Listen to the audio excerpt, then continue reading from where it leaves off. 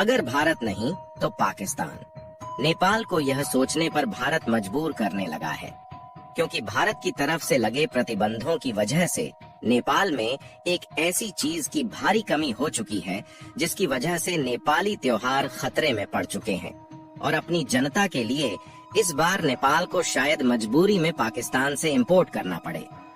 Main खबर पर आगे बढ़ने से पहले आपको यह भी बता दें कि नेपाल ने भारत की तरह ही चाइनीज ऐप टिकटॉक को अपने यहाँ पर बैन कर दिया है और चीन को मिला नेपाल से अब तक का ये काफी बड़ा झटका है। हाल ही में नेपाल ने कुछ ऐसे कदम उठाए हैं जिससे साफ तौर पर जाहिर है कि नेपाल अब किसी एक देश की तरफ ज्यादा झुकने वाला नहीं है और यहाँ एक देश से हमारा मतलब भारत से है। भारत ने एक्सक्लूसिव का एक्सपोर्ट नेपाल को बंद किया तो नेपाल ने चीन से इसका इंपोर्ट शुरू कर दिया।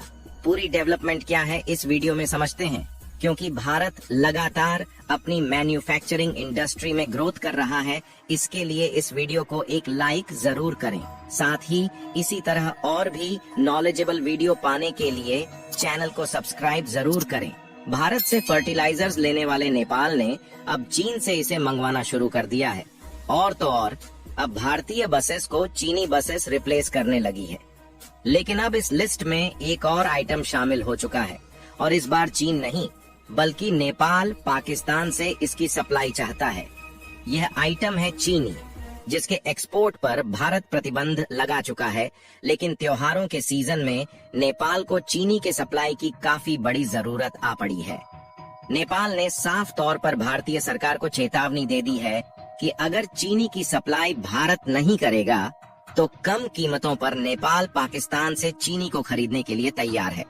आपको बता दें कि नेपाल को हर साल 2,70,000 टन चीनी की जरूरत पड़ती है, जिसमें से 1 लाख टन चीनी नेपाल भारत से इंपोर्ट करता है। भारत ने चीनी का एक्सपोर्ट बाकी देशों के लिए बंद किया है, लेकिन स्पेशली नेपाल के लिए 25,000 टन चीनी का कोटा सुरक्षित रखा है।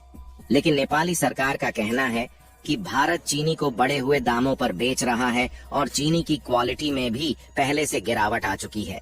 साथ ही नेपाली सरकार का यह भी कहना है कि भारतीय चीनी पाकिस्तानी चीनी से 25% तक महंगी है और भारत से चीनी की सप्लाई लेना काफी मुश्किल हो चला है। दरअसल भारतीय मार्केट में भी चीनी के दाम कई गुना बढ़ चुके हैं और डोमेस्टिक मार्केट में चीनी के दाम कम करने के लिए ही चीनी के एक्सपोर्ट पर बैन लगाया गया है।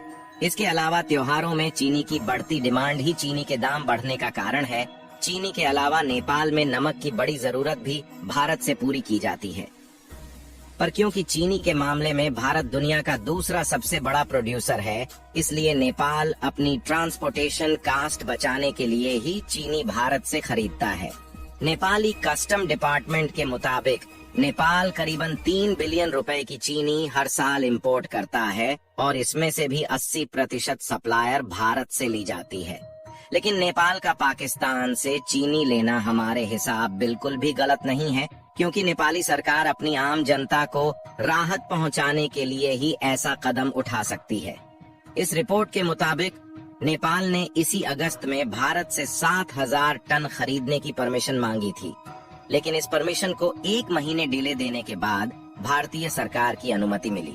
नेपाल की food management and trading company का कहना है कि जो चीनी भारत से सप्लाई की जा रही है वह क्वालिटी में भी काफी खराब है।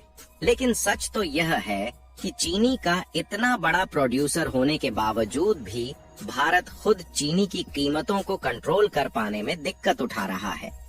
वहीं पाकिस्तान शुगर के प्रोडक्शन में पूरी दुनिया में 9वें नंबर पर आता है और पाकिस्तान खुद अपनी चीनी के एक्सपोर्ट के लिए नए ग्राहकों की तलाश में है।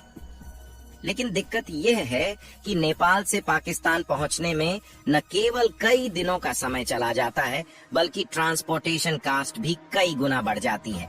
इसके अलावा पाकिस्तान से चीनी खरीदना मतलब भारत के गुस्से का सामना करना। यही वजह है कि नेपाल बुरी तरह फंस चुका है, लेकिन किसी भी हालत में चीनी की सप्लाई शुरू करना चाहता है।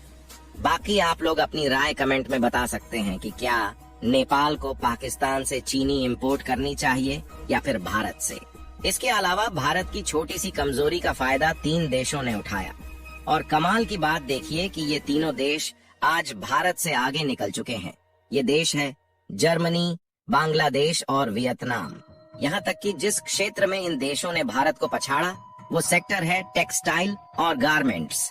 एक टाइम पर भारत चीन के बाद गारमेंट एक्सपोर्ट में दूसरे नंबर पर आता था, लेकिन समय के साथ टेक्नोलॉजी बदली और नेचुरल फाइबर की जगह मैन मेड फाइबर ने ले ली। जिन देशों का नाम अभी हमने लिया उन देशों ने मैन मेड फाइबर और गारमेंट का प्रोडक्शन बढ़ाया और भारत से एक्सपोर्ट के मामले में आगे निकल गए।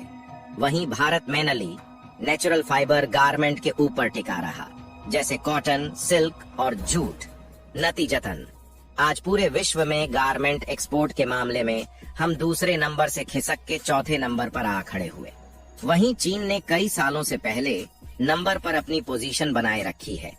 खैर, मेन खबर यह है कि भारत ने अपनी खोई हुई जगह को पाना शुरू कर दिया है और एक रिपोर्ट के मुताबिक भारत ने भी मैन मेड फाइबर से बने गारमेंट्स का एक्सपोर्ट तेजी से बढ़ा दिया है और यह स्पीड इतनी तेज है कि साल 2030 तक मैन मेड फाइबर का एक्सपोर्ट 75% तक बढ़ने का अनुमान लगाया गया है।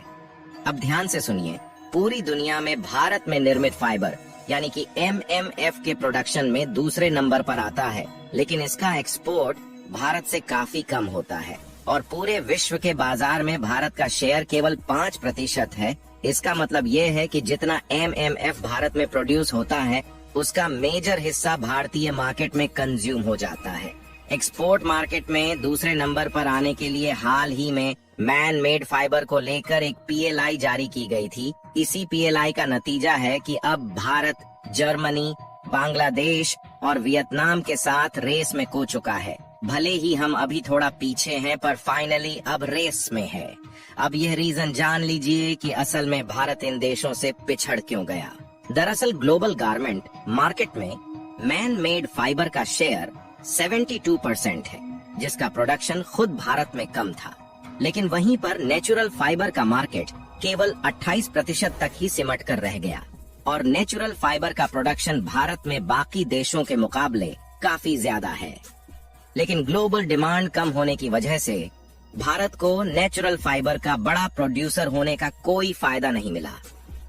भारत ने बनाई मैन मेड फाइबर ज्यादातर अभी US, UK, तुर्की और ब्राजील जैसे देशों को एक्सपोर्ट होता है, लेकिन भारत अब नए मार्केट की तलाश में है और स्पेशली ऐसे देश जहां बताए गए तीनों देशों का मार्केट काफी बड़ा है।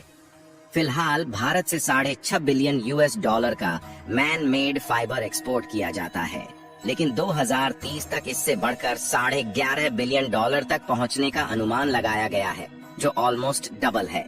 दोस्तों, आपको क्या लगता है कि ग्लोबल एक्सपोर्ट के मामले में मैन मेड गारमेंट से अपनी जगह को वापस पा सकेगा या नहीं? अपनी राय कमेंट में जरूर बताएं। इस वीडियो को एक लाइक जरूर करें और अपने दोस्तों तक इस वीडियो को शेयर करें ताकि उन्हें भी जानकारी मिल सके। इसी तरह और भी नॉलेजेबल वीडियो देखने के लिए अपने भरोसेमंद चैनल को सब्सक्राइब करके बेल नोटिफिकेशन को ऑल पर जरूर रखें। वीडियो को अंत तक देखने के लिए धन्यवाद।